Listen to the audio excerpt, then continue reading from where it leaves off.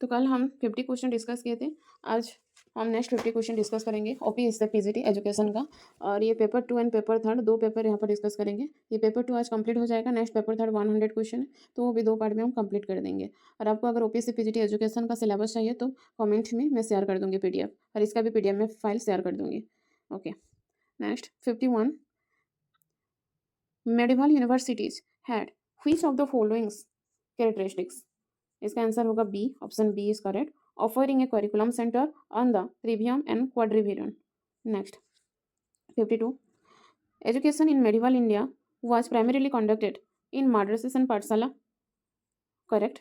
Religious institution were the main center of learning and played a crucial role in preservation and dissemination of knowledge. Yes, reason is true, so option A is correct. Okay, next 53, यहाँ आ गया 53. Okay, which of the following statements reflect merit of the medieval India education system? Okay, merit of the medieval India, merit कौन सा होगा? 53 का answer, it fosters a strong sense of community and moral value. Yes, option A is correct. It दूसरा option देख लेते हैं। It provide universal access to education for all gender and social classes. Universal access for all gender, no. It primarily focus on practical skill and immediate employment, no. It extensively incorporate modern technology and advancement, no. In medieval India पे modern technology के बारे में नहीं बोला गया है। So it's foster strong sense of community and moral value, option A is correct. Okay, अगर आपका अंडरस्टैंडिंग है, अगर आप ये already this concept you know about this all this concept, then आपको इसका ऑप्शन देखिए, आपको पता चल जाएगा। आपको बस ये आइडिया होना चाहिए कि मेडिवल इंडिया में क्या होता था, टेक्नोलॉजी वहाँ पर कितना था कि नहीं था, इस टाइम पे नहीं आया था।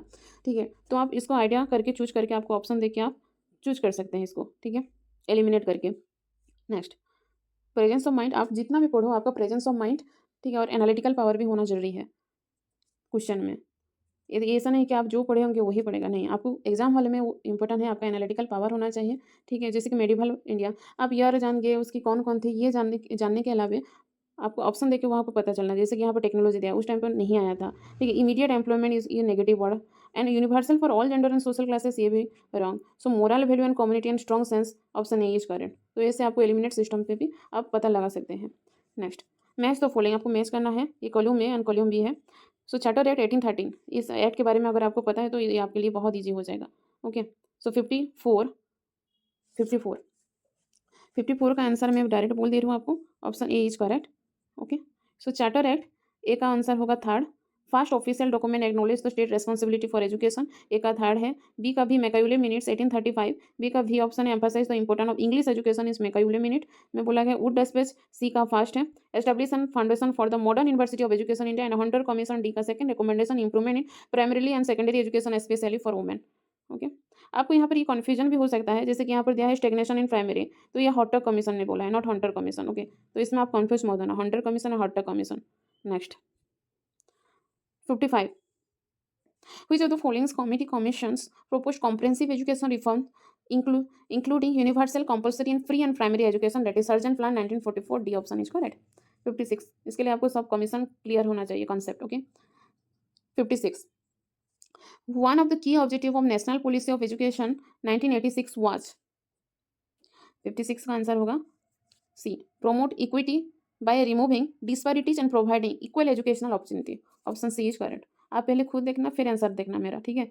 आप पहले खुद कैलकुलेट करना क्या होगा और खुद मार्क लगा सकते हो, सेल्फ इवैल्यूएट आप करना। 57, the program of action 1992 part of the revision NP specifically address which of the followings area. 57 का option B, that is integration of environment education into the curriculum. 58, which of the following is considered as the fundamental factor influencing comparative education study। comparative education बारे में पूछा है, that is 58 का answer option B, historical and cultural context of different countries। okay, 59, which is the primary challenge in applying education reform from one country to another in the context of comparative education। what is the primary challenge? primary challenge क्या होगा? 59 answer is different in cultural context and value, option B is correct। next 60, how can comparative education most effectively contribute to global education equity? 60, by understanding and adopting the successful practice to fit local context, yes, option A is correct। next 61, which of the following best represents a method of control in educational system that is often compared across different countries? that is option 61 का answer होगा 61, it's B, national standardization testing and assessment policies। Which organization is primarily responsible for accreditation and quality assurance higher education institution in USA? That is 62 का option. यहाँ पर accreditation बोला है, right. Accreditation अगर India का होता तो नैक होता, national accreditation, national assessment accreditation council. यहाँ पर ओके सेकंड, यहाँ पर यूएसए का पूछा है तो एक्रीडेट बोला है, तो एक्रीडेट वर्ड टर्म आप देख के जान जाओगे कहाँ पर दिया है. एक्रीडेट एक्रीडेट यहाँ पर दिया है, तो option C is correct. Council of higher education accredit. Okay, option C is correct. 62 C. Next, which of the following is a major challenge in teacher education program in the USA? That is 63 का option D is correct. Inadequate emphasis on multicultural education is the major challenge in teacher education program in the USA. Next, 64. Okay, what is the significant barrier participation in continuing education for adult in the USA? 64 answer is B, high cost and limited financial aid options. Next, 65. Which initiative high significantly influence continuing educational policy in UK? UK क्या पूछा है? So 65 का answer होगा option B, the least review skill 2006. Next, 66. Which of the following is not a common characteristic of educational research? 66 का C option. It always produces immediate practical application. 66 option C is correct. Next, 67. Why is the review of related literature important in educational research? Why is it important? Because 67B, to understand the existing body of knowledge and identify gaps. 68. In stratified random sampling, the population is divided into 68A, homogeneous group. Next, 69. What is the primarily purpose of sampling in research? 69. Option C, to reduce the cost and time of data collection. Option C is correct. 69. 70. Which of the following is not a probability sampling? It's very easy question. Which is the not a probability sampling? 70. D. This is the non-probability sampling. Simple, random, multi-stage, stratified, all are the probability sampling. Next, match the following set 1 and the set 2. That is 71 का option second. A is correct. So A का second. Semi-interquartile range is middle 50% of the distribution of the score. Next, standard score. Standard score is related to B का I भी होगा. So indicate the number of standard divide between a score and a mean. Next, standard deviation is related to a measure of amount by score in a distribution vary from the mean, and percentile rank is related to indicate the cumulative frequency and below the score. So 71 option A is correct. Yeah. Next, 72. Which of the following can be considered as the limitation of educational research? 72 का D, considerable difficult in controlling an educational variable. A teacher who is study whether a particular motivation program implemented in his class will reduce the absenteeism in children or not. The researcher in the statement is an example of action research. 73 का D option is correct. Next, 74. The main difference between laboratory experiment and the field experiment in the education is in the degree of control extraneous variable. Option B is correct. ये Maharashtra set में भी आया था 2024 का question में, यहाँ पर भी आया है और नेट क्वेश्चन भी आया है. So is very very important question. And SSB PGT में भी आया था 2023 क्वेश्चन में. Okay, it's very important question. Next, 75. In a study of highlights the characteristic of children with attention deficit hyperactivity disorder, which of the following can be considered the primary score? 75B, finding of the case studies of a group of children with ADHD. ये NET question है. Okay, ये NET का question है. Next, so option B is correct. Next, if the mean of the distribution 70 and standard deviation is 10, then a score of 85 would be z score. तो z score का formula क्या है? z score is equal to x minus m divided by standard deviation, right? x is the score and m is the mean and standard deviation. Okay, तो इसका answer क्या होगा? 76 का option D is correct. 1.5. Next, यहाँ पर standard deviation है 10 and mean of the distribution is 70 and standard deviation score is 85. So एक second, इसमें स्कोर आएगा, स्कोर है 85 minus mean is 70 divided by 10. 85 एक second, X minus M divide X score है 85. ये 85 minus mean of distribution is 70 divided by standard deviation is 10. Okay, 85 minus 10 divided by 85 minus 70 divided by 10. 85 minus 70 divided by 10, answer निकलेगा 1.5. Next, standard deviation of the sampling distribution of statistics is known as, तो यहाँ पर standard deviation पूछा है of a sampling, सो इसका होगा standard error, okay, not sampling variation. यहाँ पर अगर दिया होता सैम्पलिंग डेविएशन, यहाँ पर अगर दिया होता statistical deviation of a sampling distribution of study known as sampling variation, यहाँ पर स्टैंडर्ड डेविएशन पूछा है तो ये स्टैंडर्ड एरर होगा। नेक्स्ट 78, ये रहा biserial correlation, five coefficient and point biserial correlation, तो इसका आंसर ए और डी में सेम है, A and D is same, तो ए और डी दोनों हो सकता है, ठीक है, लेकिन यहाँ पर आंसर शीट में ओनली ए दिया हुआ था, बट अब ए और डी दोनों सेम ऑप्शन है, तो ए और डी बोथ होगा। Next, which of the followings is a primary benefit of applying statistical method in educational research, 79 का आंसर होगा B, it facilitate the accurate measurement of educational outcome. In the context of descriptive statistics, which of the following statement is correct? 18b, the model is the value that appears most frequently in dataset. 81, which of the following is a major difference between descriptive and inferential statistics? descriptive and inferential statistics में different क्या है? 81 का answer होगा सी, descriptive statistics summarize and describe the characteristic of the dataset, while inferential statistics make prediction and inference.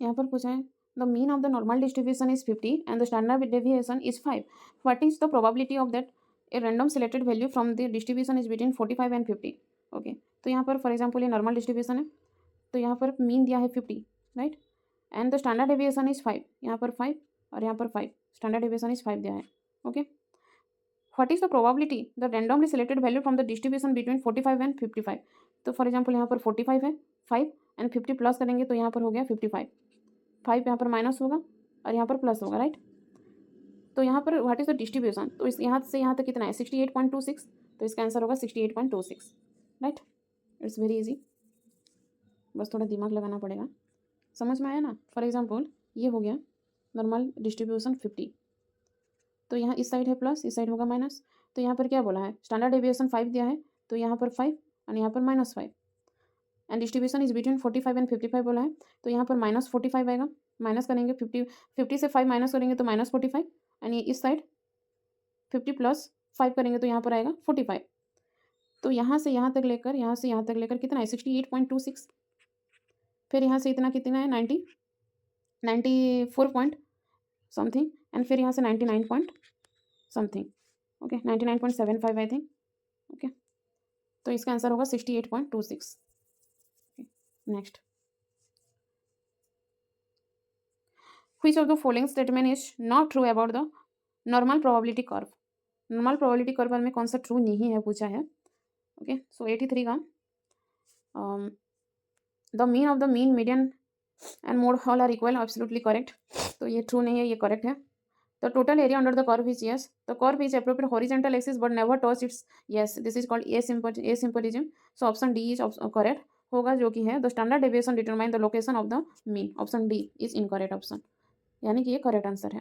Next, what percentage of the data lies with the two standard deviation from the mean in a standard normal distribution, two standard deviation पूछा है from the mean, तो कितना होगा, ये हो गया NPC और ये हो गया बीच में मीन, और यहाँ से यहाँ तक 1 standard deviation from the mean, और फिर यहाँ से यहाँ तक second standard deviation, 2 standard deviation, तो यहाँ से यहाँ तक कितना होगा, that is 95.45, right, yes, so option B is correct, 84 का बी होगा, ओके। अगर थर्ड स्टैंडर्ड डेविएशन पूछा होता तो 99.73, अगर फास्ट अगर पूछा होता तो 68.276, मैंने यहाँ पर जो बोला, ठीक है, यहाँ पर जो है इतना कितना है 68 है, तो इसके लिए ये 68 हुआ, अगर यहाँ का पूछा होता तो ये 95 होता, और यहाँ का अगर पूछा होता तो 99 पॉइंट होता 73, 95 ये हो गया 95.44, 99.73 एंड 68.26, ओके, इतना आपको याद रखना होगा ये number 68.26, 95.45 and 99.73, that is 3 standard deviation, ये इजीली आपको पता चल जाएगा। यहाँ पर 2 standard deviation from the mean बोला है तो 95.45 हो गया, अगर 1 स्टैंडर्ड डेविएशन ये पूछा होता तो 68.27 होता, अगर 3 स्टैंडर्ड डिविएशन अगर पूछा होता तो 99.73 होता from the mean. Okay, from the mean से पूछा है. ओके, नेक्स्ट अगर मीन से यहाँ से पूछेगा फ्रॉम द मीन, ठीक है, तो first is 68, second is 95, third is 99 from the mean. Okay, next ये हो गया ना 84. Next 85. In a pair sample t test which of the following assumption is not necessary. Pair sample t test, pair sample, एक pair sample t test है और एक unpaired t test. Okay, pair t test यानी independent variable, independent test और एक dependent test, 2 type of test in T test, 2 type of test. Okay, so यहाँ पर pair sample t test पूछा है तो ये इंडिपेंडेंट होगा. तो independent pair sample t test which of the following assumption is not necessary. So 85 का answer होगा homogeneity of the variance. Option A is correct. A. Next 86. If the critical ratio obtained from an independent large sample t test is 2.00, what conclusion can be drawn regarding the hypothesis at 0.05 level? तो इसका answer होगा 86 का B, reject the null hypothesis. Okay, क्योंकि यहाँ पर 0.05 level, for example यहाँ पर t test is equal to हो गया 2.00 एंड 0.05 लेवल पूछा है 0.05. ओके, तो 0.05 का क्या है इज इक्वल टू 1.96. इसका नंबर क्या है 1.96. एक सेकेंड, 0.05 का है 1.96. तो यहाँ पर 2 पूछा है, यहाँ पर 1.96 है. So here 2 is greater than 1.96. So here accept the alternative hypothesis and reject the null hypothesis because 1.96 level is small. So here reject the null hypothesis, right? So option B is correct. Next, आपको कुछ भी अगर doubt हो रहा है तो आप मुझे कमेंट कर सकते हैं और पूछ सकते हैं. Okay, in one way ANOVA if the null hypothesis is rejected, what does it indicate about the proof of mean? 87 का B, at least one group mean is different from other group. Okay, so in one way ANOVA, that is analysis of variance, if the null hypothesis is rejected, what does it indicate about the group of the mean? At least one group of the mean is different from the other. Okay, next 88. Which of the following is a non-parametric test? Non-parametric test is chi-square test. ANOVA is the parametric Pearson coefficient of correlation and test of significant difference between of the mean is all are the parametric test, and the chi-square test is the non-parametric. Next 89. Which of the following is not a requirement for applying the chi-square test? Okay, 89 का option C is correct. The sample size must be large is not a requirement of applying a chi-square test, and A, B, and D is applying. If a researcher both the t-test and f-test on the same data of the obtained from the two group, the functional relationship between the value of t and f is, इसका formula है t square is equal to f और f is equal to t square. So option C is correct. Next 91. Consider the data pair 1, 2, 2, 3, 3, 5, 4, 4, 5, 6. Which of the following statements is about the Pearson correlation coefficient calculated from the data set would be correct? 91 का C answer is correct. The Pearson correlation coefficient will be between 0 and 1, indicating a positive linear relationship but not the perfect one. Next 92. Which of the following stands for F ratio in one way ANOVA? ये NET question है और इसका formula भी है 92 का. Option D is correct. Ratio of between and within the sum of the square is correct, not option C. Option D is correct. Ratio of between and within sum of the square, मैंने इसका shortcut formula बना है, ठीक है. ये between पहले आएगा and within मैंने इसका shortcut BMW. Okay, first between then last में within, ratio of the square. Okay, मैंने अपने लिए फॉर्मूला बनाया था बिटवीन एंड कहीं कहीं पर विद इन एंड बिटवीन दिया होता है, फिर between is equal to within दिया होता है और विद इन बिटवीन ऐसा दिया होता है, ठीक है. तो मैंने BMW, B for between and W last में आता है, that is within. Okay, next. So option D is correct. 92 D is correct. 93. Which of the following changes is emphasized in the NEP 2020 regarding teacher education? 93 का option C, that is integration of teacher education program into multidisciplinary higher education institution. At 94. Which organization is primarily responsible for regulating teacher education in India? That is 94. Of course, option D is correct. NCT, that is 1995. 5. Next, 95. What is the primary meaning of teacher effectiveness? 95C. The impact a teacher has on student learning and development. 96. Continuous professional development is essential for teachers to enhance their teaching skill and stay updated with the latest educational trend. The education landscape constantly evolving and due to technological advancement and pedagogical research. 96B is correct. Both A and R is true, but R is not the correct explanation of the A.